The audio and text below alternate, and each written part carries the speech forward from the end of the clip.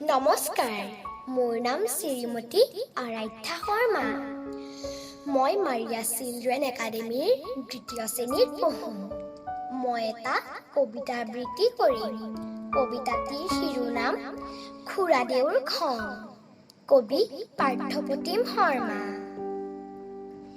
ভাল কৰিলি বনে ডাঙৰ অফিচাৰ হ'লি, পিছে ঘৰৰ ধৰণী বুঢ়ী আইজনী অকলশৰে কিয় এৰি গলি? ধন ঘটিবি পকী ঘৰ বনাবি, ভাবিলে ভাল লাগি যায়। তথাপি সকলো থাকিও কিবা যেন নাই। সময় আহিব সময় যাব, তয়ো পোহা হবি। তোৰ পুতেৰে তোৰ দৰে হ'লে তই কেনেকুৱা পাবি? চাহ মিঠাই নাখাওঁ দে, অলপো মন নাই। মিঠাইবোৰচোন কেতিয়াবা তিতা লাগি যায়।